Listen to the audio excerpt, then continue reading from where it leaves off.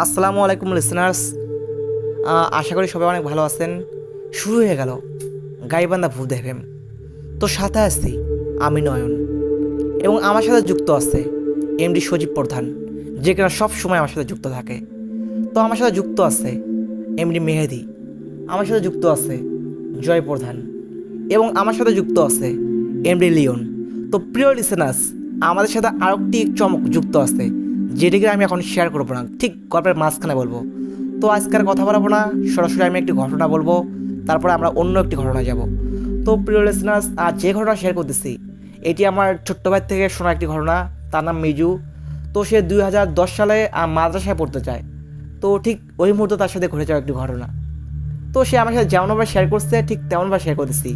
তো গল্পের শুরুতে বলতেছি, বিশ্বাস করা বা না করা সম্পূর্ণ আপনাদের ব্যাপার। এই যে আমরা পরপর 2টা দিন বা 3টা দিন বৃষ্টি গেল, আমরা কিন্তু বাড়িতে বসেছিলাম না।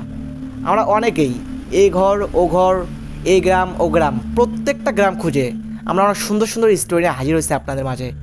তো আপনারা একটিবার ভেবে দেখুন, এই যে টানা 2-3 দিন বৃষ্টি গেল, মনটা সবসময় ছটফট করতেছিল। যদি ভূতের গল্প শুনতে পেতাম কত না ভালো হতো। অথবা এমনটাও হয়েছে কারো ফোনে বা 3 থেকে 4 দিন, সরি 2 থেকে 3 দিন চার্জ ছিল না।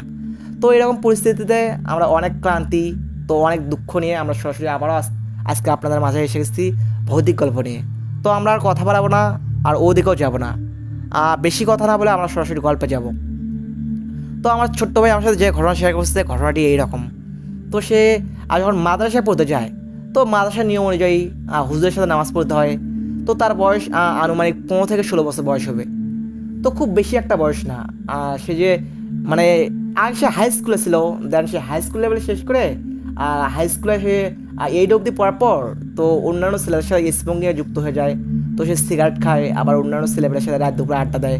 তো তার ফ্যামিলি থেকে তাকে বলে যে, যেহেতু তুই এরকম হয়েছিস তাহলে তুই মাদ্রাসায় চলে যা। তো যেই বলে সেই কাজ, তাকে মাদ্রাসায় ভর্তি করে দেওয়া হয়।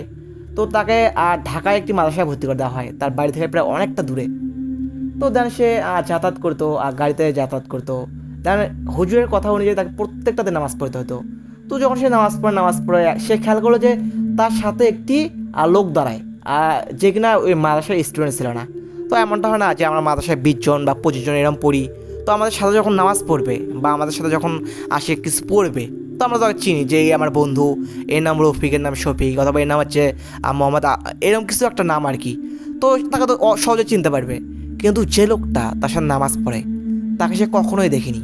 তো এরকম ঈশার নামাজে সে যুক্ত হতো, আবার ঈশার নামাজ শেষ করেই সে তাড়াহুড়ো করে বের হয়ে যেত। তো বলে রাখা ভালো, আর মিজু একটু দুর্বল টাইপের ছিল, একটু ক্লান্ত টাইপের ছিল। তো সে পিছনে কাতারে দাঁড়াতো।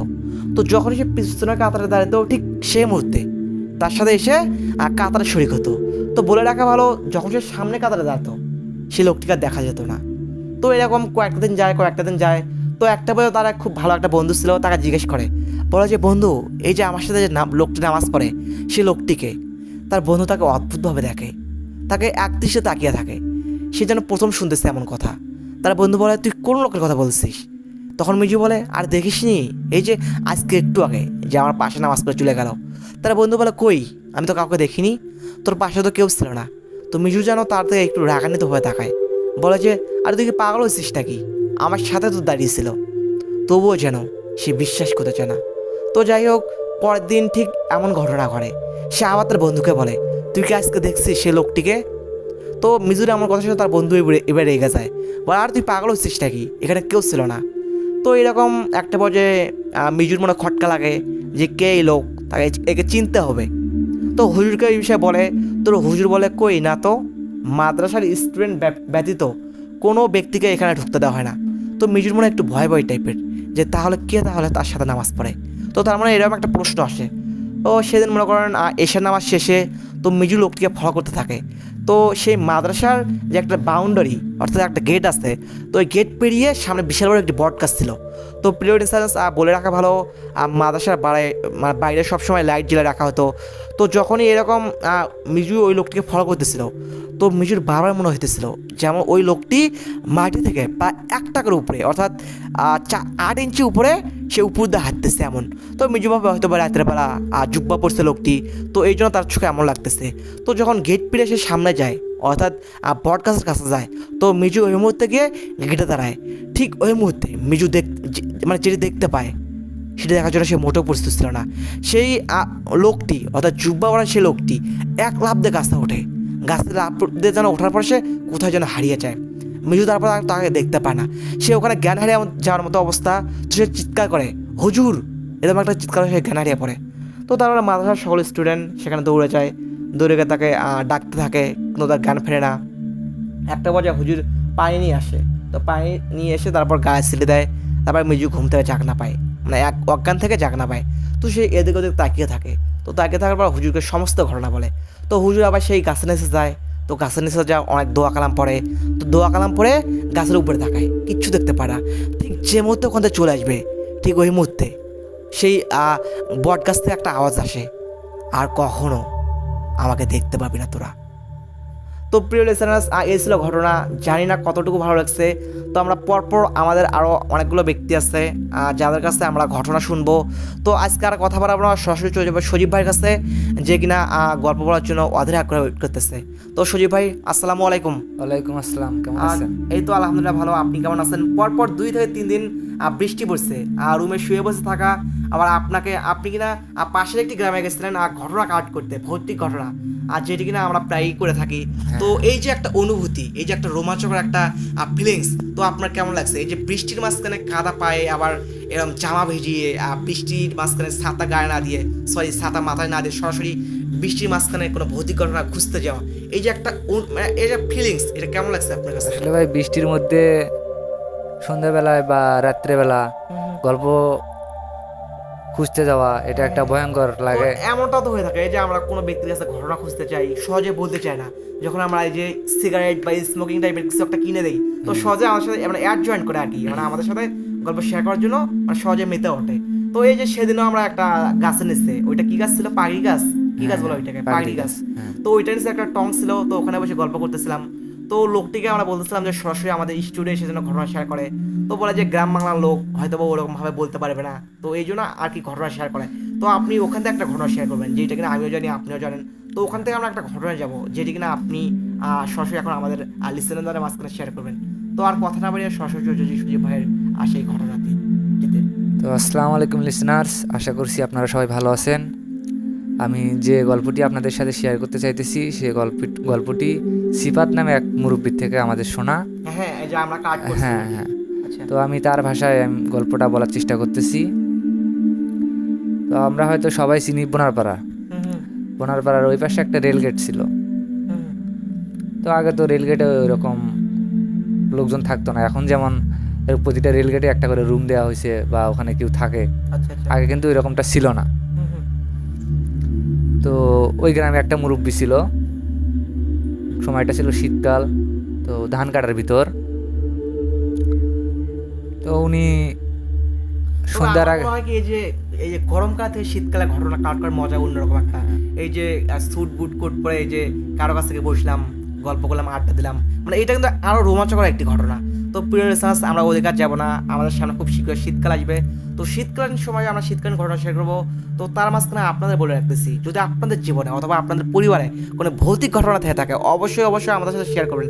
আমাদের সাথে গল্পটি শেয়ার করতে ডিসক্রিপশনে থাকা বক্সে ইমেইলে সরাসরি আপনার ঘটনাটি লিখে ফেলুন, অথবা যদি আপনি চান আপনার ঘটনাটি পুরো শোনানো হোক, তাহলে আপনি সুন্দর করে 300 শব্দের ভিতরে মেসেজে লিখে ফেলুন আপনার সেই রোমাঞ্চকর ভৌতিক ঘটনাটি। আমরা অবশ্যই অবশ্যই আমাদের চ্যানেলে প্রকাশ করব। তাছাড়া যদি আপনি চান আপনার ঘটনাটি আপনি নিজে এসে শেয়ার করবেন, তাহলে সরাসরি চলে আসুন আমাদের স্টুডিওতে। তো আমরা আবার গল্প করতেছি। তো ওই লোকটি মানে শীতের দিনে সন্ধ্যা অবধি ধানের কাজ করে। আচ্ছা। তো ধানের কাজ করার পর উনি চিন্তা করে যে একটু বাজার থেকে ঘুরে আসি বা বাজার ঘাট করে নিয়ে আসি। উনি সন্ধ্যার পর বের হইছে। বোনারপাড়া বাজার ছিল তখন। তখন তো আর অতটা জমজমাট ছিল না বাজারে, এতটা লাইটিং ছিল না, বিদ্যুৎ ছিল না তখন। এমনিতে তখন আর কি মোমবাতি বা অন্য কিছু দিয়ে দোকানপাট চলতো এরকম। তো উনি বাজারে আইসা কিছুক্ষণ তার বন্ধু বান্ধবের সাথে আড্ডা দিতে দিতে ওনার আনুমানিক রাত 9টা 10টা বেজে যায়। উনি যখন বাড়ির দিকে ব্যাক করবে, তো তখন ওনার বাড়ির আগে একটা রেল গেট ছিল। মনে করেন বাড়ি থেকে প্রায় 1 কিলোমিটার দূরে রেলগেটটা। তো উনি যখন রেলগেটের কাছাকাছি যায়, উনি লক্ষ্য করে যে 4-5 জন লোক একটা খাটিয়া নিয়ে আর কি সামনের দিকে যাইতেছে। মানে সে মনে করছে যে হয়তো বা কেউ মারা গেছে, হয়তো এলাকার আশেপাশে কেউ হবে। তখন তো আর এরকম মাইক বা ফোনে জানানোর যুগ ছিল না। তো 4-5 জন লোক খাটিয়ে নিয়ে যাইতেছিল, তার পাশে পাশে মানে পিছন পিছন আর কি কিছুটা লোক ছিল। তো উনি ভাবছে যেহেতু এলাকার লোকজন মারা গেছে, তো আমি ওনাদের সাথে জানাজায় শরিক হই আর করি। কি। আচ্ছা আচ্ছা, এই যে আমি বলছিলাম কিন্তু ঘটনাটা আমিও জানি, আপনিও জানেন, দেন আমরা একসাথে হ্যাঁ। বসে ঘটনাটা শুনছি। এই যে জানাজা দাঁড়ানো, দেন গল্পের কিছু অংশ যেটা কিনা ও জানে আমিও জানি। তো এরকম প্রিয় লিসেনার্স, যদি আপনারাও চান আমাদের সাথে এরকম গল্পের শরিক হতে বা গল্পের সাথে আমাদের সাথে অ্যাডজাস্ট করতে, যদি আপনাদের জীবনে কোনো ভৌতিক ঘটনা থাকে, যেটা আমি কিনা বারবার গল্পের মাঝখানে বলি যে আপনারা কোনো ঘটনা শেয়ার করতেছেন না আমাদের সাথে, অথবা আমরা কমেন্ট বক্সে আপনাদের কোনো কমেন্ট দেখতে পাই না, এটা আমাদের খুব খারাপ লাগে আর এটাতে আমরা খুব কষ্ট পাই। এই যে আপনারা যদি 2-1টা ঘটনা আমাদের সাথে শেয়ার করেন, তাহলে আমাদেরকে কষ্ট করে পরিশ্রম করে বাড়ি বাড়ি গিয়ে ঘটনা খুঁজতে হয় না। তো অবশ্যই অবশ্যই চেষ্টা করবেন, আর অবশ্যই ঘটনাটি সত্যি ঘটনা হতে হবে। এই যে আপনি গুগল থেকে অথবা ফেসবুক থেকে কোনো গল্প কপি করে এনে সে আমাদের ডিসক্রিপশন থাকা বক্সে অথবা কমেন্ট বক্সে সুন্দরভাবে লিখে ফেলেন, তো এইটা আমরা অবশ্যই অ্যালো করবো না। এই যে আপনার জীবনে অথবা আপনার পরিবারে ঘটে যাওয়া কোনো ঘটনা, অবশ্যই এইটা হতে হবে। কারণ এই যে ভৌতিক ঘটনা ঘটতেছে, অথবা এই যে রাসেল ভাই ভূত এফএম, যেটা কিনা আমরা ছোট্টবেলা থেকে শুনে শুনে অভ্যস্ত, আপনি ওখানে থেকে কোনো ঘটনা সুন্দর করে কপি করলেন, নিয়ে এসে আমাদের চ্যানেলে সরাসরি থ্রো করলেন, এইটা কিন্তু আমরা জাস্ট কপিরাইট খাইতে চাই না, অথবা লোকে শুনে বলবে যে এইটা তো কপি করা। তো আমরা এরকম কিছু চাই না যেটা কিনা আপনারা করে থাকবেন। তো আপনারা এমন কিছু করবেন যেটা কিনা নিত্য নতুন, যেটা কিনা আমাদের লাইফে সরাসরি আমাদের চ্যানেলে চমক হিসেবে দাঁড়াবে, যেটা কিনা পুরো গাইবান্ধা লোক অথবা গাইবান্ধার বাইরেও যারা কানেক্টেড আছে, অথবা মহিমাগঞ্জ বোনারপাড়া যারা সরাসরি আমাদেরকে গল্পে উৎসাহ করে, তো এরা শুনবে, এরা যেন গল্পের চমক পায়, এরা যেন গল্পে নতুন করে মোড় খুঁজে পায়। তো আমরা অবশ্যই কোনো কপি গল্প এখানে শেয়ার করবো না, যেখানে এর আগে কোনো গল্পে কোনো চ্যানেলে অথবা কোনো পেজে শেয়ার হয়ে গেছে। তো আমরা অবশ্যই আমাদের চ্যানেলে নতুন কোনো গল্প শেয়ার করব। তো আমরা আর কথা বলবো না, আবারও আমরা গল্পের বাকি অংশে চলে যাবো। তো নয়ন ভাই উনি যখন রেলগেটের কাছাকাছি গেল, দেখতে পেল যে পাশে কেউ খাড়িয়া নিয়ে কয়েকজন মানে মৃত লাশ নিয়ে যাইতেছে। তো ওই সময় তো শীতের রাত ছিল, একটু হালকা হালকা কুয়াশা ছিল, তো দূর থেকে বোঝা যাচ্ছিল না আসলে কে বা কারা যাচ্ছে।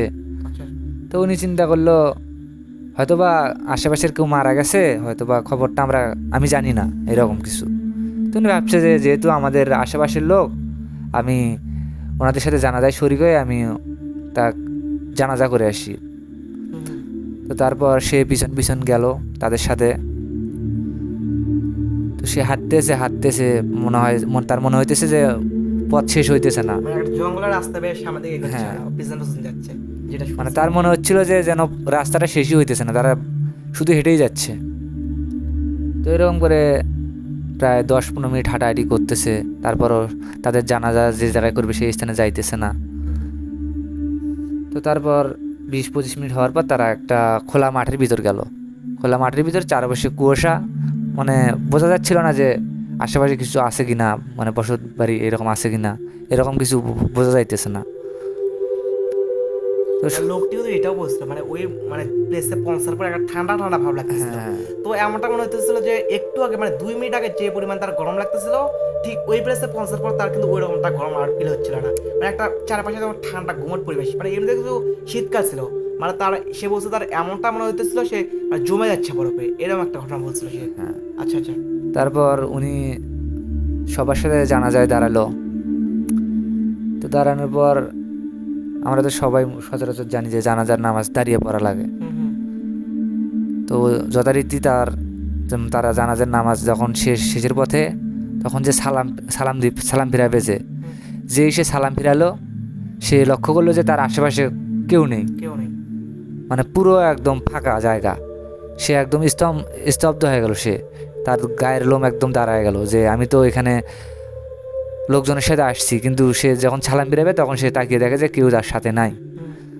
তখন সে ওইখান থেকে দৌড়ে পালানোর চেষ্টা করলো। তো যখন সে দৌড়ে পালাবে, তো ওইখানে একটা জমির তো আইল থাকে, সে আইলের সাথে ধাক্কা খেয়ে সে পড়ে গেল নিচের দিকে। সে তখন আরও ভয় পেয়ে গেল যে হঠাৎ এসব আমার সাথে কী করতেছে। তখন সে উঠে আবার দৌড়াতে শুরু করলো। তো যখন সে দৌড়াবে, তার পিছন থেকে কে যেন একজন তার সাথে সাথে ঠিক দৌড়াইতেছে। মানে সমতলা। হ্যাঁ হ্যাঁ, আচ্ছা আচ্ছা। সে একবার পিছন দিকে তাকালো, সে দেখলো যে তার পিছনে পিছনে ওই যে যে লোকগুলা তা মানে লাশ নিয়ে যাচ্ছিল, আচ্ছা আচ্ছা। সেই লোকগুলা তার পিছন পিছনে লাশ নিয়ে আসতেছে। তো তখন সে লক্ষ্য করলো যে এটা তো আমার সাথে অস্বাভাবিক কিছু হইতেছে। তখন সে আরও তার চলার গতি বাড়িয়ে দিল। তো তারপর সে যখন দৌড়াতে শুরু করলো তখন তার পিছন থেকে বললো যে তোর কপাল ভালো, তুই আজকের মতো বেঁচে গেলি। বেসিক্যালি। হ্যাঁ। তো যখন সে লোকালে এসে পৌঁছালো তখন সে দেখতে পেলো যে দেখতে পেলো না আর কি, সে অনুভব করলো যে তার পিছনে আর কেউ নেই। এমনটা বলছে, সে দৌড়াইতেছে দৌড়াইতেছে, ঠিক ওই মুহূর্তে যেন সে আমরা চেঞ্জ হয়ে যাচ্ছে, সব তার চারপাশের যে পরিবেশ চেঞ্জ হয়ে যাচ্ছে, পরিবর্তন হচ্ছে। তো প্রিয় লিসেনার্স, এই ছিল ঘটনা। আশা করি আপনাদের অনেক ভালো লাগছে। তো প্রিয় লিসেনার্স, আমার কিছুদিন আগে শোনা একটি ঘটনা। তো একটা ব্যক্তি একটি ট্রেন জার্নি করতেছে, ঠিক ওইখান থেকে একটি ঘটনা। তো ট্রেনে জার্নি করতেছে, ঠিক ওই ট্রেনে বগিতে কেউ ছিল না, অর্থাৎ একটি ট্রেনে বগিতে ওই লোকটি একা ছিল। তো জ্যোৎস্না রাত ছিল, জ্যোৎস্না রাত থাকার সময় তো সে কানের মধ্যে হেডফোন দেয়, এরকম গান শুনতেছে। তো সে সামনে একটি স্টেশনে গিয়ে খেয়াল করলো যে ওখানে একটি মহিলা এবং একটি পুরুষ মানুষ ওঠে, যে কিনা নতুন দম্পতি ছিল। তো এরকম ওঠার পর যখন সে তার ট্রেনে ওঠে, তো তখন সে কানে মাঝখানে হেডফোনটা খুলে রাখে। তো যাই হোক, লোকজনের সামনে হেডফোনে গান শোনা এটা কোনো সভ্য মানুষের মধ্যে পড়ে না। তো যখন সে বসে থাকে তখন সে তারা দুজনের মাঝখানে অনেক ঝগড়া হয়, মানে কী যেন একটা বিষয়, একটা বাচ্চাকে না অনেক ঝগড়া করতে থাকে তারা। তো এরকম তার বাবা শুনতে চায়, সেই লোকটি শোনে, আবার আবার হালকা দৃষ্টি অ্যাঙ্গেলে তাকায় তার দিকে। তো যখন এরকম হইতে থাকে, তো একটা বছর তারা আর একটু সামনে দিকে এগিয়ে যায়। তো বলে রাখা ভালো, তো জ্যোৎস্নাতে ছিল বগিতে আবার টিমটিমে আলো, যে লাল টিমটিমে আলো ছিল। তো এই জন্য তাদের ফেস খুব যে স্পষ্ট দেখা যাবে এমনটা দেখা যাচ্ছিল না। তো একটা পর্যায়ে তারা যখন সামনে অন্য একটি রেল স্টেশনে যায়, ঠিক ওই মধ্যে তারা একটি বনের মাঝখান দেয়, অর্থাৎ চারপাশের জন্য অনেক গাছপালা, এরকম একটা বন বলা চলে না এটাকে, আর কি জঙ্গল টাইপের এরকম। তো ওইটার মাঝখান দিয়ে যখন ক্রস করতে ধরে, ঠিক ওই মধ্যে অনেকগুলো জোনাকি পোকা সেই ট্রেনে বগিতে প্রবেশ করে। তো তখন তো আর বুঝতে বাকি থাকে না যে এখানে আমরা বন ক্রস করতেছি অথবা কোনো জঙ্গল ক্রস করতেছি। তো একটা পর্যায়ে খেয়াল করে তারা দুই দম্পতির মাঝখানে, অর্থাৎ বিবাহিত সেই দম্পতির মাঝখানে কোনো একটা বিষয়ে ঝগড়া যেন বেড়ে চলতেছে। তো যে স্বামী ছিল সে বলেছে এই বাচ্চা মোটেও আমাদের না, এইটা শয়তানের বাচ্চা। তো তার স্ত্রী বলতেছে না, এটা আমাদেরই বাচ্চা। তো বলে রাখা ভালো, সেই লোকটি যতটুকু বুঝতে পারছে, তো কোনো একটা তান্ত্রিকের সাহায্যে তাদের বাচ্চা হচ্ছিল না, কোনো একটা তান্ত্রিকের সাহায্যে তারা একটা বাচ্চা পৃথিবীতে আনার চেষ্টা করে, যেটা কিনা তার স্বামীর ইচ্ছা ছিল না। তো তান্ত্রিক অনেক তন্ত্র মন্ত্র করে, তো কী যেন ঔষধ দিয়ে তন্ত্র মন্ত্র করার ফলে আর সে বাচ্চাটি আগে পেটে আসে। তো তার স্বামী তাকে বারবার বলে যে এটা যাদের নষ্ট করে, তো স্ত্রী কোনো মতো নষ্ট করবে না। তো তাদের মাঝখানে একটা পর্যায়ে ঝগড়ার তুমুল পর্যায়ে পৌঁছায়। তো তাদের মাঝখানে একটা পর্যায়ে ঝগড়া যে লিমিটটা ছিল এটা ক্রস হয়ে যায়, তার ধাক্কা থেকে শুরু করে দেয়। তো একটা পর্যায়ে যখন ট্রেনের দরজার সামনে গিয়ে তারা ধাক্কা থেকে শুরু করে, ঠিক ওই মুহূর্তে স্বামী প্রচণ্ড রেগে যায়, তার জোরে একটি ধাক্কা দেয়, স্ত্রী পড়ে যাবে, ঠিক ওই মুহূর্তে তার স্বামী হাত টেনে ধরে। তো বলে রাখা ভালো, যখন হাত টেনে ধরে ঠিক ওই মুহূর্তে দুইটা ব্যক্তি যখন ট্রেনটা ছিটকে পড়ে যায়, যখন সে ছিটকে পড়ে যায় তখন তাদের চিৎকার ভেসে ওঠে, তাদের স্বামী এবং স্ত্রীর একটি চিৎকার ভেসে ওঠে। তো এরকম যার পর সে অনেক ভয় পেয়ে যায়, কারণ মুহূর্তে তার সামনে দুইটা ব্যক্তি আর ট্রেন থেকে পড়ে যায়, তারা কোনো মতে আর বেঁচে নেই। তো সে একটা ভাবে যে ট্রেনের চেন টানবে, তো ট্রেনের চেন টেনে তো কোনো লাভ নেই, কারণ সে অলরেডি অনেকটা দূর পার হয়ে আসছে। তো এরকম একটা বাজে তার মনটা অনেক খারাপ হয়ে যায়। ঠিক ওই মধ্যে খেলা করে কে যেন ট্রেনের বগির মাঝখানে, মানে ছোট্ট যখন ছাগলের বাচ্চা অথবা বিড়ালের বাচ্চা যেমন মানে টিপ টিপ পায়ে সামনে থেকে এগিয়ে আসে, ঠিক ওই রকম কে যেন হাঁটতেছে। তো সে একটু ভয় পেয়ে যায়, কারণ একটু আগেই আর ট্রেনের মাঝখানে কেউ ছিল না, এরকম মনে হচ্ছে ছোট্ট বাচ্চা হাঁটতেছে এরকম ট্রেনের মাঝখানে। তো তার দুইটা পা সে ট্রেনের ঠিক সিটের মাঝখানে তুলে বসে। তো যখনই সে এরকম সিটের উপরে তুলে বসে, ঠিক ওই রকমই সে খেয়াল করে দরজার দিকে, খেয়াল করে যে একটু হালকা আলোর মতো।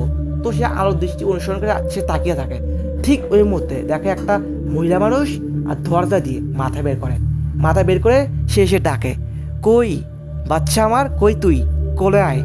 তো ওই মুহূর্তে ছোট্ট একটি বাচ্চা হাঙ্গুরে পাড়ায়, আমরা গ্রাম্য ভাষায় যেটা বলি, দুই পা মাটিতে আবার হাঁটু মাটিতে রেখে কোনোরকম সামনে থেকে এগিয়ে যায় এবং তার মায়ের কোলে ওঠে। তো সে কিচিরমিচির করতে থাকে, যেমন 8 থেকে 9 বছরের বাচ্চা কিচিরমিচির করে, কোনো ক্ষুধা পেলে যেমন কিচিরমিচির করে ওইরকম কিচিরমিচির করে। তো তো গ্রাম মানে ওর ভাষায় তার খিদা লাগছে অনেক। তো এরকম আর মা বলে যে তো তোর কি খিদে লাগছে বাচ্চা? তো বাচ্চাটা বলে হ্যাঁ আমার প্রচণ্ড খিদে লাগছে। তো আমি ছোট বাচ্চার কণ্ঠ কপি করতে পারতেছি না, তো আমি জাস্ট নর্মাল বলতেছি। তো যখনই এরকম বলে ঠিক ওই মুহূর্তে ট্রেনের বগির সিটে বসে থাকা লোকটি খেয়াল করে, আরে এইটা তো সেই মহিলা যে কিনা 10 মিনিট আগে ট্রেনে বগিতে পড়ে গেছে।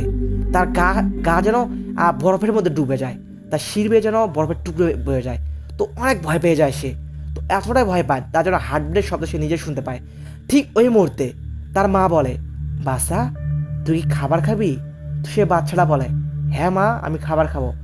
তো সেই বগির সিটে বসে থাকা লোকটিকে উদ্দেশ্য করে বলে, ওই যে খাবার, যা খেয়ে নে। তো বাচ্চাটা নেমে পড়ে তার মার কোল থেকে। সে 2 পা 1 পা 2 পা 1 পা 2 পা এরকম এগিয়ে আসে। বাচ্চাটি এগোতে এগোতে একটা পর্যায়ে তার পায়ের কাছে আসে। তো ঠিক যেই মুহূর্তে তার পায়ে কামড় বসাবে, ওই মুহূর্তে ট্রেনের অপর একটি দরজা দিয়ে উঠে আসে তার বাবা, লিকটিকে চেহারা, যেন একটু আগে রক্ত তার শির বেয়ে পড়তেছে, তার কপালে বেয়ে রক্ত পড়তেছে। সে এসে বাচ্চাটিকে বলে, আর কত আর কত লোককে তুই এভাবে খাবি, আর খাস না। তো এটার বরাবর পর আর ছোটো বাচ্চাটি আবার কি চেয়েবেচি করে তার মায়ের করে গিয়ে লাভ দেওয়া ওঠে। তার মাকে গিয়ে বলে, মা দেখো না বাবা আবার এসেছে আমার খাবারে সে ভাগ বসাতে। তার বাবা চিৎকার করে বলে, আমি তো খাবারে কখনো ভাগ বসাতে আসিনি, আমি এসেছি এই লোকটিকে উদ্ধার করতে, আমি এই লোকটিকে বাঁচাতে এসেছি। তোরা এরকম 10-10টা বাচ্চা মানুষকে খেয়ে ফেলছিস, তোরা ঠিক করতেছিস না। ঠিক তখনই তার স্ত্রী হুঙ্কার করে ওঠে, বলে আমরা বাচ্চা এবং আমি যা খুশি করবো, তুই কেন আসবি আমাদের মাঝে? তো লিসেনার্স বলে রাখা ভালো, আর যখন এই বাচ্চাটিকে তার মা যখন তো এইরকম তান্ত্রিকের কাছ থেকে তার বাচ্চাটিকে এরকম তন্ত্রমন্ত্র মাঝখানে আর কি পেটে নেয়, ঠিক ওই মতো তার স্বামী বারবার বলছিল যে এই বাচ্চাকে পৃথিবীতে না আনতে। তো বলে রাখা ভালো, যখন তারা ট্রেন জার্নি করতেছিল তখন প্রায় 8 থেকে 9 মাস ছিল সেই বাচ্চার বয়স। তো এই পর্যায়ে সত্যি একটা ঘটনা বলতে, ওই পর্যায়ে তাদের স্বামী স্ত্রী মাঝখানে এরকম ঝগড়া বেজে যায়। তো তারপর তো ঘটনা আপনারা জানেনই। তো একটা পর্যায়ে যখন এইরকম তাদের মধ্যে আবার ধস্তাধস্তি শুরু হয়, সেই স্ত্রী এবং স্বামীর মাঝখানে ধস্তাধস্তি শুরু হয়ে যায়। তার স্বামী বলে যে কোনো মতে আমি এই লোকটির ক্ষতি করতে দেবো না। কিন্তু সেই মেয়েটি এবং এই বাচ্চাটি অনেক চেষ্টা চালায় যে লোকটিকে খেয়ে ফেলবে, লোকটির জীবন যেন আজকে মৃত্যু সজ্জায়। তো একটা পর্যায়ে এরকম একটা স্টেশন আসে। ঠিক যখনই স্টেশন আসে তখনই লোক লাফ দিয়ে নেমে পড়ে এবং চিৎকার করে স্টেশন মাস্টার থেকে যায় এবং গিয়ে বলে, আমাকে বাঁচাও, আমাকে বাঁচাও। তো এটা বলার পর সে জ্ঞান হারিয়ে ফেলে। তো একটা পর্যায়ে স্টেশন মাস্টার তাকে গায়ে পানি ছিটা দেয় এবং জিজ্ঞেস করে কী হয়েছে। সে শুরু থেকে শেষ অবধি সমস্ত ঘটনা খুলে বলে। তো স্টেশন মাস্টার তাকে বলে যে তুমি ধৈর্য ধরো, নিজেকে শান্ত করো। তো তারপরে একটি ঘটনা বলতে থাকে। ঘটনাটি এরকম, তো আজ থেকে প্রায় 10 বছর আগে এই স্টেশনে একটি মহিলা এবং একটি পুরুষ ওঠে। তার নবদম্পতি ছিল, তাদের 9 মাসের একটি বাচ্চা তার গর্ভে ছিল সেই মহিলাটি। তো একটা পর্যায়ে তাদের মাঝখানে এরকম কোনো তান্ত্রিক বিষয়ে অর্থাৎ তন্ত্রমন্ত্র বিষয়ে এরকম ঝামেলা হয়। তো পাশের সিটে বসে থাকা লোক একটি লোকের সাথে শুনছে। তো এরকম ঝামেলা চলায় একটা পর্যায়ে ধাক্কা থেকে শুরু করে। তো তারপর তারা দুজনেই ওখানে মৃতদেহ অন্য একটি স্টেশনে পাওয়া যায়। তো যখনই পাওয়া যায় ঠিক এখনও সেই 10 বছর ঘটে যাওয়া আগের ঘটনা ঠিক এখনও ঘটতে থাকে। আজও ওই স্টেশনে যদি কোনো একা লোক ওই বগিতে ওঠে তাহলে তার সাথে এরকম ঘটনা ঘটে যায়, যে কিনা বাসেও আবার কেউ বাসে না। তো এই লোকটার কপাল ভালো ছিল যে কিনা অনেক কষ্ট করে বেঁচে গেছে। তো প্রিয় লিসেনার্স, আপনারা একটিবার ভেবে দেখুন, এই যে আমরা এখন সামনে ঈদ আসতেছে, ঈদুল আজহা, তাই না সজীব ভাই? এই যে ঈদুল আজহা আসতেছে, আপনারা অনেকেই জার্নি করবেন, কেউ ট্রেনে আসবেন আবার অথবা কেউ বাসে আসবেন। একটিবার চিন্তা করুন, আপনারা যদি একা একা ট্রেনে ফেরেন, যদি আপনাদের বউতে কেউ না থাকে, যদি আপনার সাথে এমন কিছু ঘটে যায়, আপনারা একটিবার চোখ বন্ধ করুন না, চোখ বন্ধ করে একটুবার ভেবে দেখুন যদি আপনার সাথে ঘটে যায় তো কতটা ভয় লাগতে পারে আর কতটা ভয়ানক হতে পারে। কোনো ছোট্ট বাচ্চা আপনার ছেলে ঠিক নিচে এসে বলতেছে, আমি খেতে চাই, আজকে তোমার শেষ দিন। তো প্রিয় লিসেনার্স, আর জানি না ঘটনা কতটুকু আপনাদের কাছে ভালো লাগে। অবশ্যই যদি ঘটনাটি ভালো লাগে তাহলে অবশ্যই কমেন্ট বক্সে লিখে ফেলবেন। আর আপনারা এমনটা করতে পারেন যে কার ঘটনা ভালো লাগতেছে, এই যে আমরা পরপর অনেকগুলো ঘটনা শেয়ার করতেছি, কার ঘটনা আপনাদের কাছে বেস্ট মনে হইতেছে অথবা কোন টাইপের ঘটনা আপনারা চান। অবশ্যই নদী কেন্দ্রিক, অথবা এমনটা আছে যে বন্ধু কেন্দ্রিক, অথবা এমনটা আছে আম চুরি করতে গিয়ে চুরি কেন্দ্রিক ঘটনা। তো পৃথিবীতে তো অনেক রকম ঘটনা থাকে। যদি আপনারা চান যে এই কেন্দ্রিক ঘটনা আপনারা শেয়ার করেন অবশ্যই আমরা শেয়ার করবো। তো আজকে আমাদের স্টুডিওর মাঝখানে একটু ঝামেলা চলতেছে, আশেপাশে লোকজন কথা বলতেছে। তো যাই হোক লিসেনার্স, আজকে আপনারা ওই টাকা ওভাবে নেবেন না। তো আমরা অনেকে বলে থাকি যে আমাদের স্টুডিওটা সরাসরি লোকজনের মাঝখানে হয়ে গেছে। তো এই যে বাজার থেকে সাইডে একটি জঙ্গল টাইপের একটি ফাঁকা একটি বাড়ি, তো আমরা ওইটাকে স্টুডিও হিসেবে বেছে নিচ্ছি। তো যদি আমাদের চ্যানেলটা রানিং হয়, অর্থাৎ যদি আমরা রানিং কিছু ফলাফল পাই, তো আমরা অবশ্যই ভালো কোনো ব্যবস্থা করব, কোনো স্টেশন অথবা স্টেশনের পাশে এই বিশাল একটি ঘর, তাই না সজীব ভাই? আপনাদের এরকম চিন্তা ভাবনা আছে যে আমাদের এই যে মহিমাগঞ্জ স্টেশনের পাশে যে স্টেশন মাস্টার, আমরা তার সাথে যোগাযোগ করবো? ওখানে তো সবসময় এরকম ফাঁকা থাকে, তো যখন টিকিট বেচা শেষ হয়ে যায় তো অনেকটা সময় আমরা পাই যে আমরা ওখানে গিয়ে এপিসোডগুলো করবো, তাকে আমরা কিছু টাকা দিলাম বা এই যে এক মাসের কন্ট্যাক্ট করে নিলাম যে আমাদের আপনাদের এরকম আর ঘটা লাগবে। তো প্রিয় লিসেনার্স, স্টেশনে অনেকগুলো ঘরে থাকে যেগুলো ফাঁকা থাকে, তো আমরা ওইরকম ঘটনাকে ওখানে শেয়ার করবো। আর রাত 12টা থেকে রাত 3টা অবধি আমরা এরকম ঘটনা শেয়ার করবো। আমরা সরাসরি কিছুদিন বা ইউটিউবে সরাসরি এটা লাইভে আসবো আমরা কিনা, যেখানে আপনারা কিনা সরাসরি উন্মুক্ত কমেন্ট করতে পারবেন, অথবা যদি আপনারা চান আপনাদের ঘটনা শেয়ার করা হোক অথবা আপনাদের কোনো ভৌতিক ঘটনা ঘটে থাকে, তাহলে অবশ্যই আমাদের সাথে যোগাযোগ করবেন এবং আমাদের স্টুডিও আসতে পারেন আপনারা। তো এখনই আপনাদেরকে স্টুডিও আসতে হবে না, আমরা 2 থেকে আড়াই মাসের মধ্যে আমরা এই ব্যবসাটি শুরু করব। তো অথবা আমরা মহিমাগঞ্জ স্টেশন অথবা বোনাপাড়া স্টেশন বেছে নেব, যেটা কিনা আমরা আমাদের স্টুডিও হিসেবে আমরা গণ্য করব। তো তবুও আমরা স্টুডিও বলতেছি, এখন আমরা যেখান থেকে ঘটনা প্রচার করতেছি এটাকে আমরা স্টুডিও বলতেছি, তো বলতেও একটা ভালো দেখায়, যদি ঘর বলি কেমন দেখায়। তো প্রিয় লিসেনার্স, আমরা এরকম আজারে গল্প বলবো না অথবা আজারে কথা বলবো না, সরাসরি আমরা ভৌতিক গল্পে যাবো, যেটা কিনা আমরা শেয়ার করতেছি। তো প্রিয় লিসেনার্স, আমরা চলে যাবো আমরা সেই কাঙ্ক্ষিত ভৌতিক গল্প আবার যেটা কিনা রানিং করতেছি।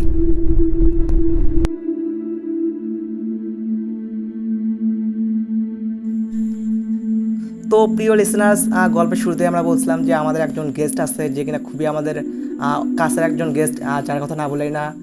এখন আমরা সরাসরি তার গল্পে চলে যাব। তো প্রিয় লিসেনার্স, গল্পের শুরুতে বলতেছি, বিশ্বাস করা বা না করা সম্পূর্ণ আপনাদের ব্যাপার। তো আর কথা বলবো না, সরাসরি চলে যাচ্ছে আমাদের সেই গেস্টের কাছে। আসসালামু আলাইকুম। ওয়ালাইকুম আসসালাম। আপনি একটি ঘটনা জানেন, ভৌতিক ঘটনা, যেটি আমাদের সাথে একটু শেয়ার করতে চাইছিলেন।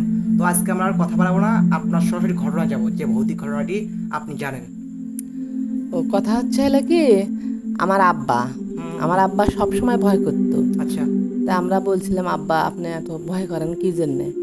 হচ্ছে আমি যদি একা একা রাস্তা হেঁটে যাই, আমার পিছনের দিকে কেমন যেন পায়ের শব্দ পাওয়া যায়, মনে হয় ফাঁসুর ফুসুর করে আলাপ করতেছে। তো প্রিয় লিসেনার্স, আমরা যেটা গল্পের মাঝখানে প্রত্যেকটা সময় বলে থাকি যে আমরা যখন হাঁটি বা আমাদের যখন একলা একলা সময় পার করি, তো আমরা খেয়াল করি যে আমাদের চারপাশে অথবা পিছন সাইডে কে যেন হাঁটতেছে। তো এই যে 2 থেকে 3 দিন আগেই আমি এরকম একটা ব্রিজ পার হতেছিলাম, তো আমি একটা এপিসোড সরাসরি আপলোড করে দিছি। তো ওখানে আমি আমরা বলে রাখছি যে আমার পিছনে কে যেন হাঁটতেছে। তো আর কথা বলবো না, সরাসরি গল্পে চলে যাবো। তো গল্পের মাঝে এরকম কথা বলাও ঠিক না, কন্টিনিউ প্লিজ। তারপরে আমার আব্বা বলছিল যে এই জন্যই আমার ভয়। আমার আব্বার হচ্ছে চাচা শ্বশুর, আমার নানা, তার অসুখ হয়েছিল। আচ্ছা তখন যানবাহন বেশি ছিল না, ভ্যান রিক্সা ছিল না। আচ্ছা। তারপরে এখন সন্ধ্যাও লাগে গেছে, এখন ওষুধ নেশপের পাঠিয়ে দিছিল। এইটা কত বছর আগের ঘটনা? অনেক বছর, সেই তো 20 পার হয়ে গেছে, মানে এখন থেকে প্রায় 20 বছর আগের ঘটনা। মানে 30ই হয়ে যাবে। আচ্ছা আচ্ছা, তখন তো গ্রাম মাতে কারেন্ট আসেনি। না, কোনো কারেন্ট ছিল না। আচ্ছা আচ্ছা, তারপর? তারপরে সেখানে মহিমাগঞ্জ যাইতে হয়েছে। সেখানে যায় ওষুধ টষুধ নিয়ে আবার রিটার্ন আসে, আবার মনে হচ্ছে যে পান সুপারি নেওয়ার কথা ছিল। আচ্ছা আচ্ছা। আবার বাজার গেছে, যায় পান সুপারি নিয়ে হচ্ছে তোমার এখন মনে করতেছে কেমনে যাই। তো তখন তো গ্রাম মাতে সবসময় অন্ধকার থাকতো, আম গাছ জাম গাছ হ্যাঁ, সব কিছু নিচে অন্ধকার থাকতো হ্যাঁ। সবসময়। তারপরে এখন পরিচিত এক লোকের মতো দেখা যায় দাঁড়িয়ে আছে। তা এখন ফুবা শ্বশুর সম্পর্কে, মানে দূরেরই আর কি। দেখছে ফুবা একটু দেরি করেন, আমি পানটা নিয়ে এসে একসাথে যাই। আচ্ছা। কচ্ছে আচ্ছা বাবা যাও নিয়ে আসো। তখন পান নিয়ে আসে দেখেন নাই, তখন মনে করছে একটু বান আগে গেছে। তখন জোরে রাস্তা ধরছে আর কি। আচ্ছা আচ্ছা। যেতে যেতে দেখে যে নাই, তখন একটা ডাক ছাড়ছে, আসো বাহে আসো। মানে আমি সামনে আছি এরকম একটা হ্যাঁ, লাগছে। আচ্ছা আচ্ছা। তারপরে এখন মনে করছে যে তারপরে এখন আগে যেতে যেতে পুলের কাছে এখন যাবে, তখন ভয় পাচ্ছিল যে যে আরেকবার দাগ ছাড়ি তো এইটাকে যে মহিমাগঞ্জ একটা পুল আছে মহিমাগঞ্জ এটা। এই পুলের, হ্যাঁ। তো প্রিয় লিসনার্স, আমরা অনেকে জানি মহিমাগঞ্জে একটি ব্রিজ আছে যেটা কিনা অনেক ঐতিহ্যবাহী একটি ব্রিজ, আর যেটা কিনা মাঝখানে এখনো ফাটল আছে। তো এই যে বলা হয়ে থাকে যে 1971 সালে যে যুদ্ধকালীন সময়ে ওখানে নাকি বোমা ফেলা হয়েছিল, তো দেন তারপর থেকে এইরকম ওর মাঝখানে ফাটল। তো আপনারা যারা মহিমাগঞ্জ অথবা বোনারপাড়া অথবা গাইবান্ধা থেকে এখন কানেক্টেড আছেন আমাদের মাঝে, তো সরাসরি কখনো সময় পেলে চলে আসবেন মহিমাগঞ্জ। দেন মহিমাগঞ্জ থেকে সাইডে একটি ব্রিজ আছে, তো সরাসরি ওটার উপরে যখন ক্রস করতে ধরবেন ঠিক তখনই দেখতে পাবেন সেই ঐতিহ্যবাহী ব্রিজটি। তো আবারও ঘটনায় ফিরতেছি। তারপরে এখন আসো ভাই আসো আবারও বলছে, তখন আরো জোরে যাচ্ছে। আসে এখন পুলত ওঠার সময় দেখে যে লোকটা নাই। তারপরে মনে হচ্ছে যে আবার ডাক ছাড়ি, তখন পুলের এই মাথার থেকে জবাব দিছে, মানে উনি ওপাশে সামনে থেকে রাখতেছে। আসো বাবা আসো। আচ্ছা আচ্ছা। তখন পুলত চড়ছে সরে, তারপরে মাঝামাঝি আসে আবার ডাক ছাড়ছে, পুলের এই মাথার থেকে জবাব দিছে। তখন ভয় করছে আমার আব্বা, খুবই ভয় করছে যে দাঁড়ায় না কেন, দেখ কেমন ঘটনা। তারপরে এখন তো পুলের থেকে আর ফিরেও যাবার পায় না। তারপরে আমার দাদা নাকি বলছিল যে কোনোদিন কোনো কিছু দেখলে জানি ফিরে যাস নে, আচ্ছা আচ্ছা। সামান মুখ ছাড়া পিছন মুখ যাস নে। তারপরে আচ্ছা আস্তে আস্তে দেখুন 3টে মানে গাটরা আছে পুলের, দেখা যায় এমন এক কুত্তে বসে আছে, মানে কুকুর, বড় কুকুর বসে আছে। তা এখন পাঁচ মুখে আর যাচ্ছে না। এখন কুকুরটা নাকি জিভে বার করে খালি হ্যাঁ খাচ্ছে সমান, মানে ক্লান্ত টাইপের এরকম। হ্যাঁ। আচ্ছা আচ্ছা। তারপরে এখন কিছুই আর করার নাই। তখন আব্বা বললো যে আমার মাথার চুল মানে তত্তরা খাড়া হয়ে গেল ভয়ের, লোকগুলো দাঁড়িয়ে গেছে। হ্যাঁ, আচ্ছা। শরীর টরির শিংড়ে উঠছে। তারপরে এখন এই মানে তারপরে এখন না গেলে তো আর নয়, পার হয়ে চলে গেছে। যাওয়ার পরে দেখে আবার সামনে, তখন আর কিছুই করার নাই। তখন তারপরে আচ্ছে কিছু মানে অনেকখানি জায়গা আছে আসে। এখন এখানে যে টুনুমুল্লের ভিটে আছে, আচ্ছা আচ্ছা। কেউ নাই। তারপরে টুনুমুলের ভিতরে আসলো মানে জঙ্গলে ভরা আসলো সেইখান মানে মাঝখান দিয়ে সাদা রাস্তা, মানে লোকজন হাঁটাহাঁটি করার পর ওখানে একটা রাস্তা রাস্তা মানে মানে ঘাস টাস কিছু নাই। আচ্ছা আচ্ছা। তারপরে এখন ওইখানে আসে দেখে যে মানে মৃত্যু লোক লাশ যে যেরকম হলে মনে করো যে কাপন করা আর কি, কাপন করে 2 মাথা মুড়ে থয়ে, পুরে রাখছে। হ্যাঁ মুড়ে রাখছে। এখন ওখানে আসে এখন কি করে, কিছুই আর করার নাই। তখন একটা হাসিরও কথা, আব্বা বলল কি আর করি, তে মানে নেংটি মারছে। আচ্ছা আচ্ছা। নেংটিনে মারে এখন করছে যে আজকে মরি মরমো বাঁচি বাঁচমো, মানে মরার উপর দিয়েই আজকে যাওয়া লাগবে, পার হয়ে যাবো আর কি। আচ্ছা। এই বলেই যে ধরছে বলে দৌড় ধরছে মানে ওই মরা মানে মানে আগে আগে দৌড়াচ্ছে, মানে 2 থেকে 3 হাতের গ্যাপ আর কি, ওর সামনে পিছনে মানে উপরেও সরে না, মানে ওইও যেরকম করে দৌড়াচ্ছে। তখন আস্তে আস্তে আস্তে আস্তে তার মানে সামনে দেখে আর ওটা নাই। তারপরে এখন এইখানে আসে এই যে মতিয়ারের বাপ আছে না, মতিয়ারের বাপ, হ্যাঁ, তাকে এখন করছে দাদা ওটো আনা আমাকে না বাড়ির থেকে আসো, আচ্ছা বাড়ির থেকে আসো। কইছে কি ব্যাপার, কইছে এই ঘটনা হয়ে গেল, এইখানে আর আমার যাওয়ার কোনো শক্তি নেই। আচ্ছা। তারপরে ওই লোকটা নিয়ে যায় বাড়ির পৌঁছে দিয়ে যাচ্ছে। এই থেকেই আমার আব্বা সেই জন্যই খুব ভয় করছে, একা একা কোনোখানে আর তারপর থেকে আর কখনো একা একা বের হইনি না। জি, থ্যাংক ইউ সো মাচ প্রিয় লিসনার্স। শুনতেছিলেন আমাদের ভূত গাইবান্ধা ভূত এফএম। তো আমাদের সাথে এখন যুক্ত ছিল এই মুহূর্তে একটু আগে শাহানা বেগম, খুব সুন্দর একটি ঘটনা আমাদের মাঝে শেয়ার করছে। তো প্রিয় লিসনার্স, আমাদের সাথে যদি সময় থাকে আমরা আবারও আসবো কোনো এক সময় তার গল্প শোনার জন্য। তো আমরা সরাসরি চলে যাচ্ছি অন্য একটি গল্পে।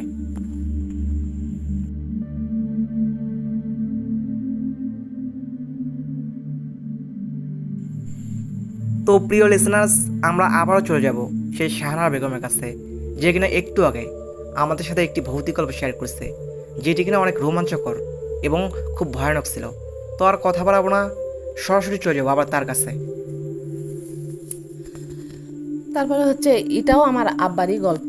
আচ্ছা। মানে নতুন বিয়ে করে নানা শ্বশুরের বাড়ি বেড়াতে গেছে আর কি। যাওয়ার পরে নানা শ্বশুর আবার ফির তার বেটার বড় মেয়ে বিয়ে দিছে কাছাকাছি, সেখানে ফির এই নাতি জামাই নিয়ে ওই নাতি জামাই বেড়াবার যাচ্ছিল। আচ্ছা।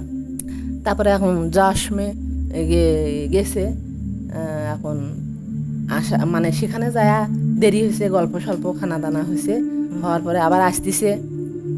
তখন আসতে সময় দেখে সেই একটা খাটে, মরা খাটে, মানে বাঁশের একটা মোটা বাঁশের খাটে পড়ে আছে। তা এখন যেটাকে নিয়ে আর কি লাশ বহন করা হয়। হ্যাঁ হ্যাঁ, তো এখন আমার আব্বা বলতেছে কেন না মেয়ে এই জায়গা দিয়ে গেলাম, এটা এরকম খাটিয়া তো দেখলাম না, এই খাটে কোথা থেকে আসলো। তারপরে এখন দুইজন খাটের উপরে উপর হচ্ছে, খাটের উপরে উপর হওয়ার সাথে মানে আর কি দাঁত বিজলে উঠছে, বিজলে ওঠার সাথে এরা দুইজন ছিল সাহসী, মানে নানা শ্বশুর সাথে আছে তো, এখন দুইজনে হাত দিয়ে মুটকি ধরছে, মানে এঙ্কের মুটকি মানে ধরছে। ওই খাটির উপর একটা লোক শুয়েছিল এরকম, সে হেসে উঠছে। মানে খাটিয়াটাই মানে লোক শুয়েছিল না, খাটিয়াটাই ওই রকম হচ্ছে, মানে দাঁত বিজলে উঠছে, মানে ওরা দাঁত আসলে হয়ে গেছে। খাটিয়া নয়। হ্যাঁ, ও আচ্ছা আচ্ছা। তারপরে এরা মানে আসলে ওরা পেতনি। ও তারপরে এখন সেই যুগের কথা, এখন তো আর এগুলো নাই, তো তখন প্রিয় ছিল। listeners, গল্পের মাঝে বলতেছি হয়তো বা 2024 সালে দাঁড়িয়ে আমরা এখন কেউ পেতনিকে ওরকম ভাবে আর মনে করি না বা পেতনিকে আমরা মানি না। তো প্রিয় listeners, 2010 সালের আগ অব্দি, তো 2001 সাল থেকে 2010 সাল অব্দি অনেক দেরি, গ্রাম তখন বাংলাতে আমরা জন্মই হইনি। পেতনি নামক একটি ঘটনা ছিল যে কিনা ঘরে ঘরে ঘটে গেছে। এই যে আমার এক কাকার সাথে ঘটে গেছে, সে কিনা মাছ ধরতে গেছিল, তো বিশাল বড় একটি মাছ নিয়ে আসতেছিল, তো আসার পথে আর তাকে আক্রমণ করে বসে, তার কাছ থেকে মাছ চাই দেন, সে যখন মাছ দেয় না, তার চারপাশে সে একটা দুর্গন্ধ পায় সবসময়, যে মানে অদ্ভুত একটা গায়ের দুর্গন্ধ যেমন হয় তেমনটা। সে যখন সামনে এগিয়ে আসে, ঠিক ওই মুহূর্তে তাকে পেছন থেকে বলে যে আমাকে কি মাছ দিবি না, তো এমনভাবে ডেকে ওঠে। তখন সে যখন পিছনে ফিরে তাকায়, তখন সে দেখতে পায় সাদা কাপড় পরনে, দেন চুলগুলো বিশাল বড়, আর দুপাশে দাঁত বের করা, মানে প্রচুর কালো দেখতে। তো গ্রাম বাংলাতে ওইটাকে পেতনি বলে। তো অনেকে আমরা এগুলোর সাথে পরিচিত, আবার অনেকে আছি যে এগুলোর সাথে আমরা পরিচিত না। তো আমরা ওর থেকে যাবো না, সরাসরি গল্পের ফিরে আসবো। তো তারপর কি হলো? তারপর কি হলো, তারপরে দুই নাতি জামাই আর হচ্ছে নানা শ্বশুর হাত দিয়ে মুটকি শুরু করলো। আচ্ছা, মানে একটা মুটকিও নাগে না, মানে খাটিয়াটা দুই ভাগ হয়া এদিক চলে গেল, রাস্তার এদিক চলে গেল এক হাত খান, এদিক চলে গেল এক হাত খান। তখন আর মনে করলো ওরে এরা তো খাটিয়া নয়, এটা আসলেই পেতনি। তারা তখন ওরা ধীরে ধীরে আর কি বাড়ি মুখে আসলো। এই জন্যে আমার আব্বা সব সময়ই ভয় করছে, আরো অনেক অনেক ভয়, মানে ভয় কি আসিল হচ্ছে নতুন মানুষ তো, মানে কিছুদিন আগে এক ঘরে আর কি একটা মহিলা মারা গেছে। আচ্ছা তো এখন আমার আব্বাকে ওই ঘরে থাকতে দিছে, কেন লজ্জা করে এখন বলেও নি যে আমার কাছে কাকু দেও, আমি এনকে ভয় করি, আচ্ছা এটা বলেনি। তো এখন সারা রাত ঘুম পারেনি, মানে যেই শোয় আর মনে করো যে ওই মনে করো আগে তো আর খাট ছিল না, চকি, তার নিচে খালি মানে সেই জোরে জোরে নিঃশ্বাস নেয়, সেই জোরে জোরে নিঃশ্বাস নেয়, সারা রাত ভয়ে ভয়ে কাটে। সকালবেলা আমার নানি যা বলছে যে এই ঘটনা, আমার নানি তখন বলছে তুমি উঠে আসলে না কেন, এভাবে রাত কাটালে। এই জন্য আমার আব্বা আর কি একে সব সময় খালি ভয় নিয়ে থাকছে, মানে একা কোনোখানেই যায়নি। মানে এটা অনেক দিন আগের ঘটনা, তখন আমরা তো জন্মই হইনি, নতুন মানুষ বিয়ে করছে, নতুন মানুষ। আচ্ছা আচ্ছা। তো তখন থেকে প্রিয়- আসলে বানা আমার আব্বার আশ খারাপ আছিল। আচ্ছা আচ্ছা। তো প্রিয় লিসনার্স, একটিবার চিন্তা করে দেখুন, আপনাকে লাশের ঘরে রাখা হয়েছে, যে ওইটাকে সারা রাত দেখতে হবে, ওটাকে সারা রাত পাহারা দিতে হবে। আপনি লাশের পাশে বসে আছেন, ঠিক হঠাৎ সেই মুহূর্তে লাশটি একটি হাত আপনার হাতের উপর রাখলো, আপনি হাত সরানোর চেষ্টা করলেন, কিন্তু কিছুতে হাত সরাতে পারলেন না। তো গ্রাম বাংলাতে এমন অনেক ঘটনা আছে আপনার পরিবারে অথবা আপনার ব্যক্তিগত জীবনে। যদি আপনারা চান আপনাদের গল্পটি শেয়ার করা হোক আমাদের সাথে, তো অবশ্যই ডেসক্রিপশন থাকা বক্সে ইমেইলে সরাসরি আপনার ঘটনা লিখে ফেলুন, অথবা আপনি যদি চান আমাদের সাথে যোগাযোগ করবেন, তাহলে আমাদের নাম্বারে অবশ্যই কল দেবেন এবং যোগাযোগ করে আপনি আসতে পারেন আমাদের স্টুডিওতে, সরাসরি আপনার ঘটনা প্রচার করা হবে। সকলের সুস্থতা কামনা করছি। তো আমরা গল্পের শেষ পর্যায়ে এসে গেছি, এখন আমাদের বিদায় নিতে হবে। তো শেষ পর্যায়ে আগে আবারও একটি কথা মনে করে দিতে চাই, যদি আমাদের গল্প ভালো লাগে অবশ্যই শেয়ার করবেন এবং আমাদের ফেসবুক পেজকে ফলো করে দেবেন। বেটার অপশন পেতে আপনি অবশ্যই আমাদের ইউটিউব চ্যানেল সাবস্ক্রাইব করে দেবেন। আপনি চাইলে আমাদের গল্প অডিও ডাউনলোড করে শুনতে পারেন। তো এই বলে আমাদের আজকের গল্পের এখানে শেষ টানতেছি। সকলেই ভালো থাকবেন, সুস্থ থাকবেন। শুভরাত্রি।